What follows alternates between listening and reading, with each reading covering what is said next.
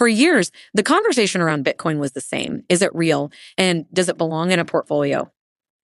While others debated, CoinShares got to work. In 2015, they launched the world's first Bitcoin ETP, regulated, listed, and built for institutional investors. Long before the U.S. market caught up.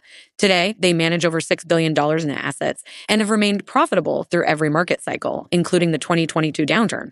What sets them apart? They're not a crypto exchange chasing trading fees, not a company betting its balance sheet on Bitcoin, not a mining operation. CoinShares is an asset manager with recurring fees, a fixed cost base, and a business model you can actually model. Now listed on NASDAQ under ticker CSHR. Learn more at coinsharesipo.com.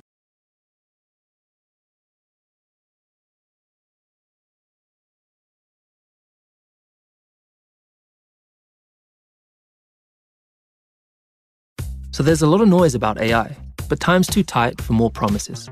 So let's talk about results.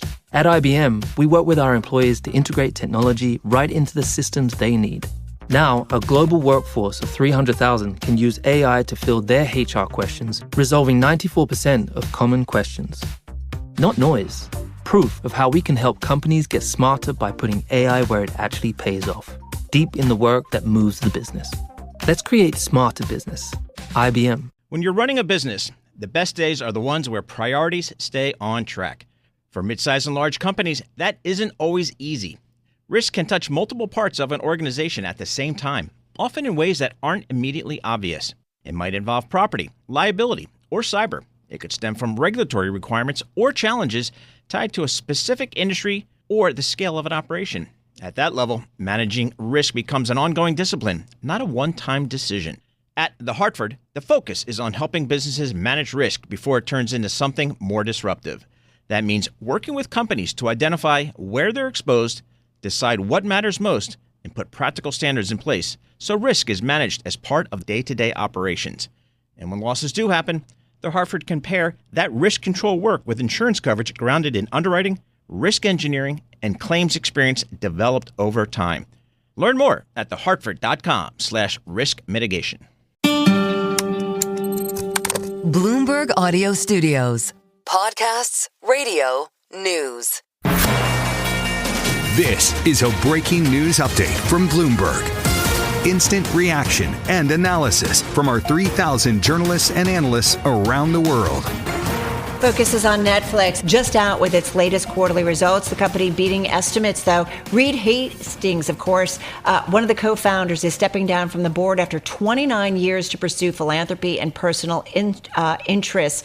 But again, we should point out, in terms of the company, we can talk about that in just a moment, did report revenue that beat analyst estimates in the first quarter, buoyed by strong subscriber growth, engagement, keeping subscribers there and bringing them in. That's important. The guidance, though, is what has people concerned. Second quarter earnings per share of 78 cents is what Netflix is guiding for. The estimate was for 84 cents. I want to bring in Geetha Ranganathan, Bloomberg Intelligence senior media analyst. She joins us from Bloomberg Intelligence headquarters in Princeton.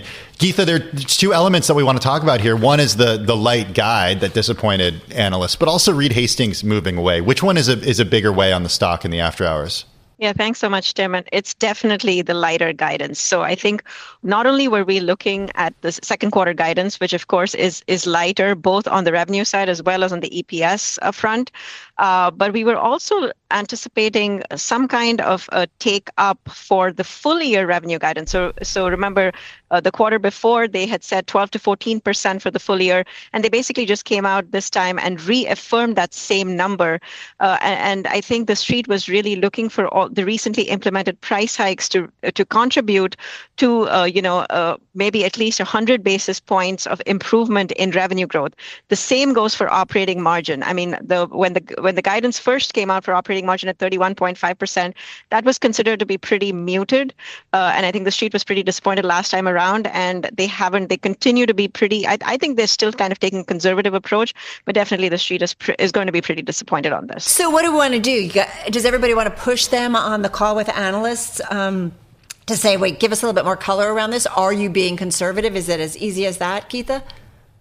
So I think there are a couple of different things here happening, Carol, especially with the second quarter. So the reason why their revenue guide fell a little short of analyst expectations was because they did implement a big price hike in the second quarter of last year. So they're obviously lapping those increases.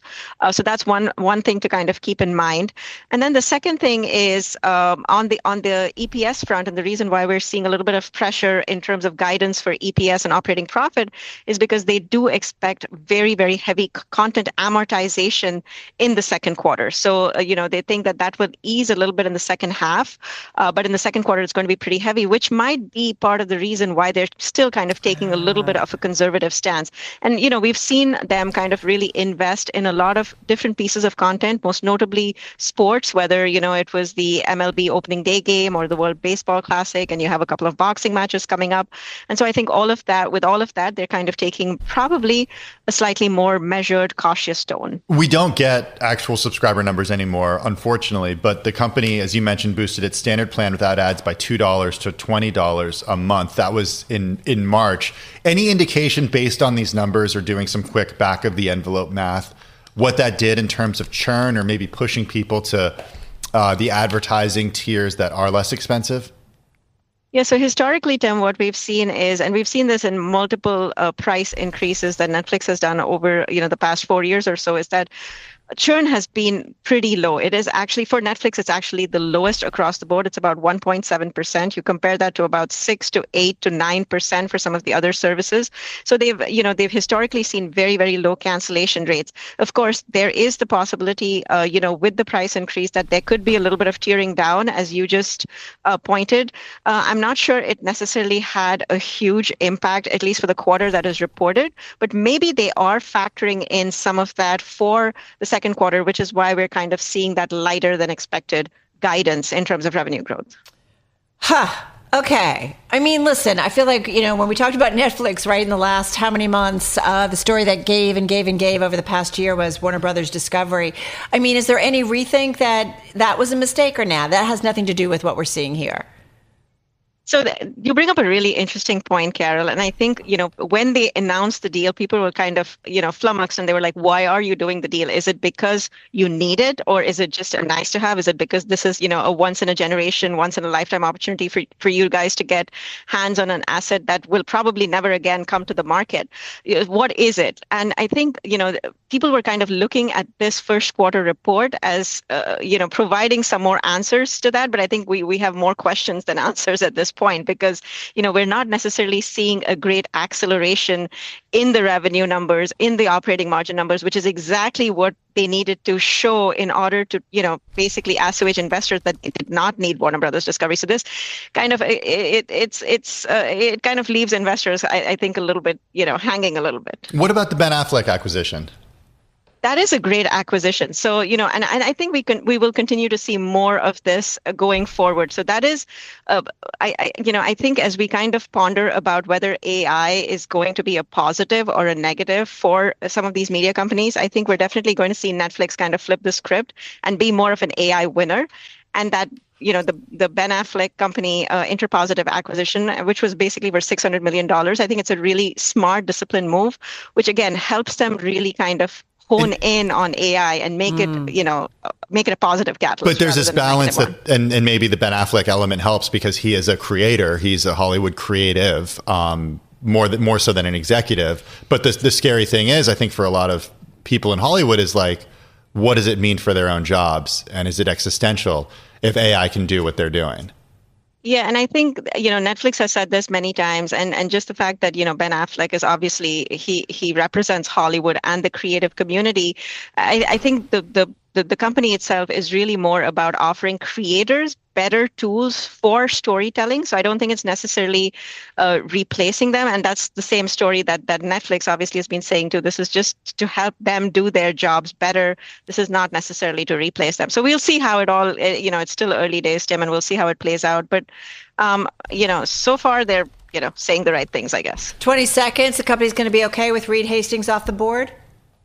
I think so. I think he's kind of been in the background now for a while. It's really just been Ted Sarandos and Greg Peters running the show. And I think they will be fine. All right, cool stuff. I want to bring in Eric Clark. He's Accuvest Global Advisors CIO. He's also the portfolio manager of the Logo ETF, which has Netflix as its second biggest holding. He joins us from inside for some reason, even though he's in beautiful San Diego, California. Eric, thanks for going into the office today to actually talk to us. Do appreciate that. We want to just get your quick reaction on Netflix, down 9% right now. Carol mentioned some of the headlines. The light guide certainly has investors a little concerned. Reed Hastings stepping away, a big deal, but maybe not as concerning to investors. What's your quick reaction? Well, Carol said it earlier. The stock's up 40%. I mean, it went down 40% from the highs in September, and then it went up 40% or 42% since the lows at $75. So, short term, any stock that runs 40% into an earnings print better be an absolutely perfect print. But we don't care that, short term noise in a quarter has never bothered us. It's as long as the dominant theme of any company is still intact.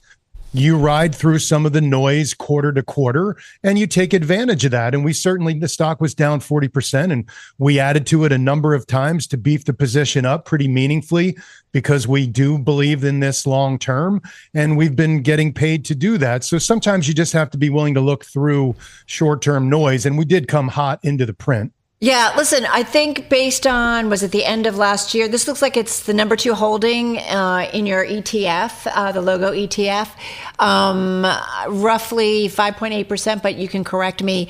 You're going to add to that position, or is this kind of near the top of how much you want in the portfolio? Well, by flexibility, we can go higher. I don't know that, on a small print, on a small pullback like this, I don't know that there's a reason to add to it. I think the goal is that there's been a lot of names that have come down. There's been a lot of turbulence under the surface. So we have a pretty full position in Netflix. Sometimes we trade around it. So, if I got the opportunity to do that, I could certainly do that. But, our goal is to find what are the next $1 trillion brands? Who else joins the $1 trillion club? Mm-hmm. Walmart joined not long ago. And, Netflix only has to do about 13% revenue ongoing and generate good free cash flow. We even cap the margin assumption at 35%. We cap the content spend at $20 billion, driving some more share buybacks. And you get to $1 trillion in market cap in 2032. So big picture, there's a lot more upside to go. You just have to go through different, noisy quarters in a market that can be volatile. That's a more than doubling of the market cap in the next 6 years. Do you think that happens? I do. Without Warner Brothers Discovery? I don't know. I completely agree. I think it would have been great to have that big content library. But, again, at what cost? That they've just saddled Paramount with a pretty significant debt load. So they can do lots of other things on the content spend. They're going to clearly do more on sports. The gaming is probably more of a free call option, I think, going forward. It's a little hard to know, how that's going to go. But if they just do what they've continued to do, ratchet up margins a bit, use AI to enhance the business, draw viewership in, Netflix is still the benefit of it's the place we go first for content search. And then we go out from there. Well, there's nothing new on Netflix. Okay, now I'll go to HBO. Okay, now I'll go to Amazon or Apple. So there, and at $27 a month, it's still an incredible value to the average consumer for all the entertainment that you get. And obviously, I do agree. We have an $8 billion revenue estimate from the ad tier in 2032. And I think your prior guest was talking about somebody having 10 billion. So I think there's just a lot of things that a lot of levers to pull for Netflix on the free cash flow, on the margin, on the AI side, which is still a little bit of an unknown. So I think dips are to be bought here. Go ahead. No, go ahead. Well, Reed Hastings, he has Powder Mountain in Utah. He's off skiing and creating this. David Weston got to go to Powder Mountain last year and talk to Reed Hastings. I would like to do some skiing at Powder Mountain. I bet you would. An issue at all for this company that Reed Hastings, and look, he hasn't been CEO or co-CEO for a time at this point. Not an issue to you that he's exiting the board when his term is over? Not an issue at all. And he still has $2 billion worth of stock. So he's pretty vested in keeping up with Netflix and being comfortable enough to walk away while still having, last I checked, 21 million shares.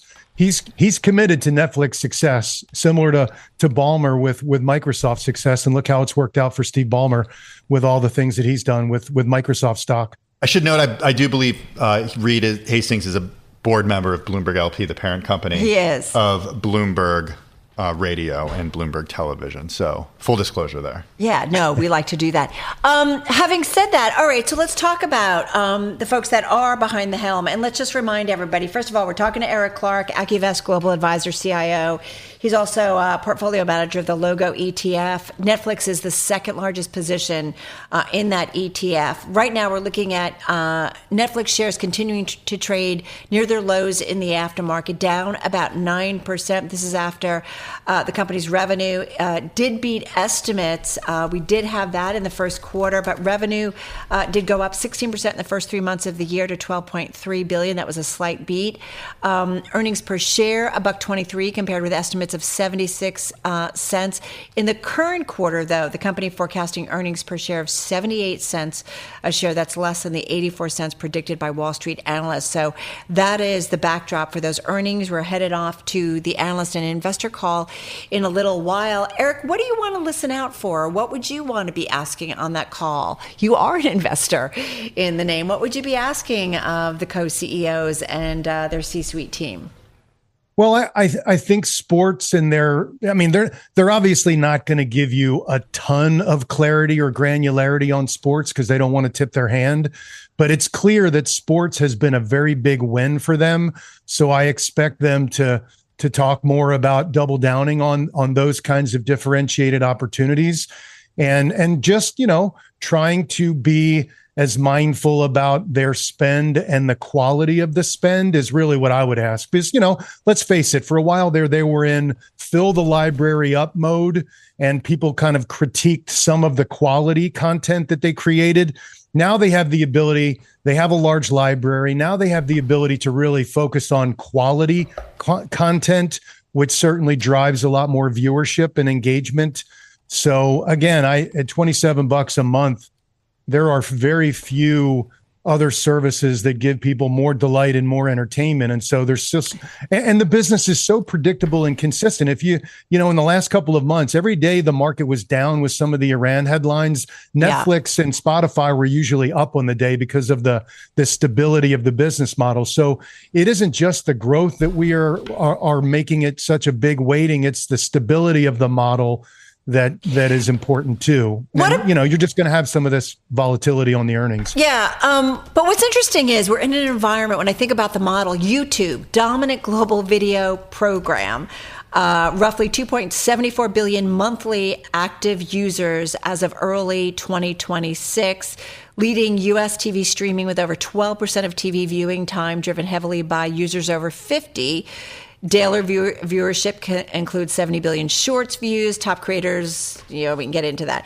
But this is from Nielsen. But people are watching YouTube, and I realize it's an older or skewed older, but I just wonder, do the streaming models, do they have it right? Well, and to be fair, they have a lot of people watching. I watch them. But I just wonder, what is the model of how there's so much coming at individuals. They have a lot of choices out there, or they could just, turn off their laptop, turn off their TV or whatever, and put down their phone. Well, I think, we have this short-termism in a variety of our lives, this dopamine hit.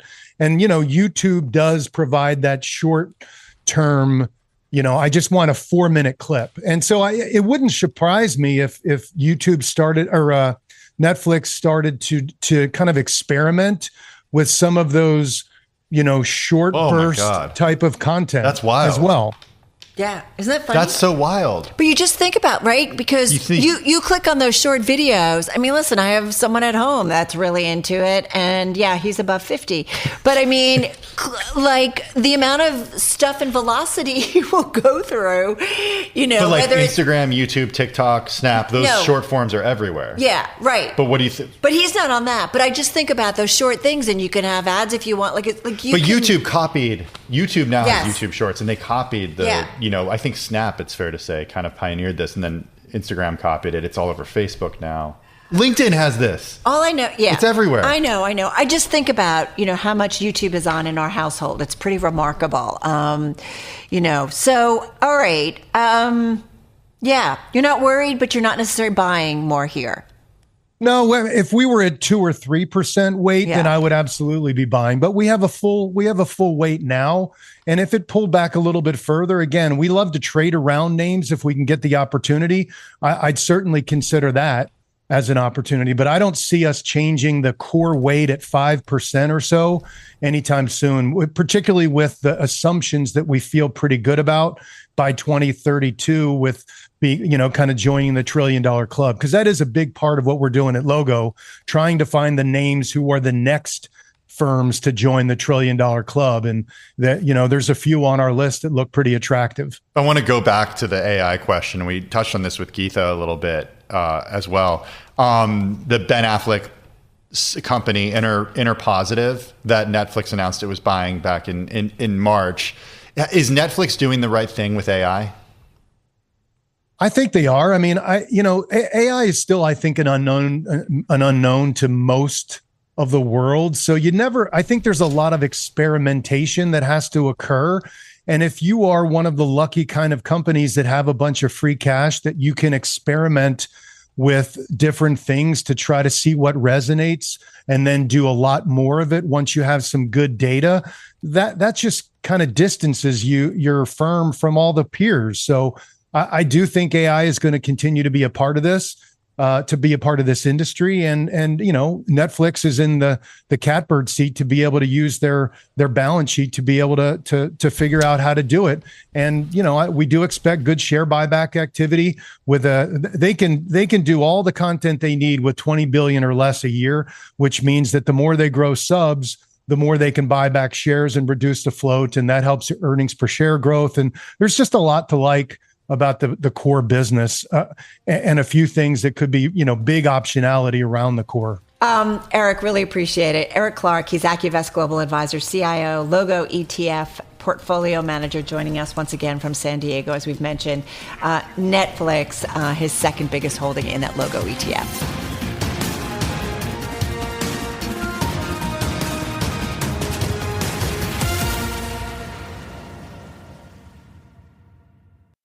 For many men, mental health challenges aren't recognized until they've already taken a toll. Work pressure, financial stress, changing relationships, and traditional expectations around masculinity can quietly wear men down, often without clear warning signs. In Season 3 of The Visibility Gap, Dr. Guy Winch and his guests explore how these pressures show up, how to spot them earlier, and how men can access meaningful support. Listen to the new season of The Visibility Gap, a podcast presented by Cigna Healthcare. Wasabi is purpose-built to free your business from skyrocketing storage costs and fees from the big guys. Wasabi is the go-to provider for professional and collegiate sports teams around the world. Check out Wasabi's AI-enabled intelligent media storage, Wasabi Air, and the industry's only cloud storage service with triple protection against cyber criminals. Wasabi, driving innovation in data storage for up to 80% less than market competition. Try for free at wasabi.com. Wasabi Hot Cloud Storage, proud partner of iHeart Podcast Network. If you're looking for more flexibility in how you pay for everyday purchases, meet Klarna. Klarna lets you decide whether to pay now, pay later, or spread payments over time. All managed right in the Klarna app. Download the Klarna app today or visit Klarna.com to learn more. Terms apply. California resident loans made or arranged pursuant to a California finance law license. NMLS number 1353190. Klarna balance account required to be eligible for cashback points. Limitations, terms, and conditions apply.